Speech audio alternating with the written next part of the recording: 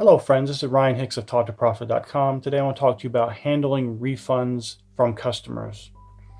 Someone asked me a question about how should they handle refunds from customers they believe are scamming them. It's interesting, my dad, when he was a kid, back in the late 60s, he observed an elderly lady. She was returning an appliance to Sears in San Antonio, Texas. The store clerk told this woman that the item was a brand that Montgomery Ward sold, but she adamantly stated this was not correct. She bought it at Sears, and she just stood her ground that this Montgomery Ward's product was actually a Sears product. Now, Montgomery Ward's not around anymore, but that'd be the equivalent of saying this item that says sold only in Target, you're trying to return it to Walmart. That's basically what she was doing. Now, I don't think she was trying to mislead anyone, but she was confused and she was just stating, no, she bought this at Sears. The clerk didn't argue with her. He just smiled and refunded her money. He asked her how much money she had paid for it. She told him what she thought, and he refunded her the money, and she left the store happy. Now, of course, Sears doesn't seem to have maintained that standard of customer satisfaction, because today, if you read the reviews about Sears, it's not very good. But back then they did. They treated the customer like they were right. Now, the old saying is the customer is always right. Well, obviously the customer is not always right. Many times the customer is wrong. The customer is not right. But you always treat the customer like they are right. Some people are arguing and trying to withstand a $5, $20, $30 refund. Why are you wasting all your time on this kind of stuff?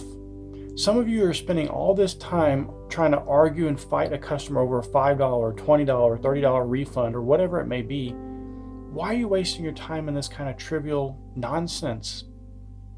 Move on and get more sales. Stop worrying about the few little sales. And if you have a problem customer that you legitimately believe is scamming you, not just because you don't like their reasoning for wanting to return an item or want a refund, but you legitimately believe is scamming you, if you have a higher end product, make sure your contract is set up in such a way they can't do that. And if you have a lower end product, just refund them and move on. Block them from being able to buy from you if you really believe they're a problem.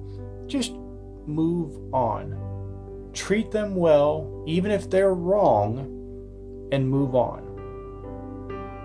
If you're having to argue and fight over a few little returns here and there, which you shouldn't have that many, but if you're having to do that, you're wasting your time. You need to get more sales. Stop focusing on fighting over $5, $10. I mean, I've seen people literally, this person's trying to scam me. It's this $10 item and it's not the money, it's the principle. No, it is the money. You're trying to pretend like it's the principle. The principle of the matter in business is you treat the customer like they're right. That's the principle.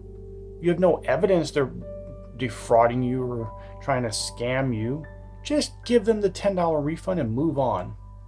Stop pretending like you have some sort of principles. Your principles in business should be that you treat the customer the way you would want to be treated, even if you believe they are in the wrong. That simple. That doesn't mean you like it.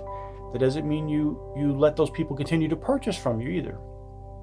Sometimes it's good in business to get rid of bad customers that aren't doing you well. But that doesn't mean you become a bad business and don't handle customer complaints and refunds and requests in the proper manner, just because you think they are wrong. First thing, you might be wrong, maybe they are right. But secondly, it just isn't good business. You just need to refund the person and move on. If there's some actual fraud going on, maybe you need to do something else as well, but I would just refund them and move on. Stop wasting your time with this kind of trivial nonsense. It's good business practice. It's commonly accepted business practice. Here's what you do. Go into a Walmart. Go into a Target.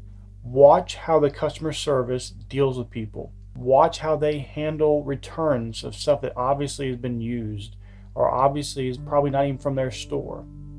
They just handle it well. They just treat those customers well, even if the customer is obviously wrong. And you can just sit there and observe, and you'll see it's plain this customer is not telling the truth, or this customer is wrong, and the customer service still gives them refunds and still handles it well. So my friend, just do that. Your principle here should not be about $10 or $20. Your principles should be that you treat each customer as if they were right. Even if you believe they're wrong, you treat each customer as if they were right. That's your principles. Your principles is not fretting and spending hours writing up emails to people over a $10 refund. That's petty. That's trivial. That kind of poverty mentality will keep you poor, keep you with no sales, and keep you hemorrhaging customers. Treat your customers well, give them refunds when they ask, and move on. May God bless you richly.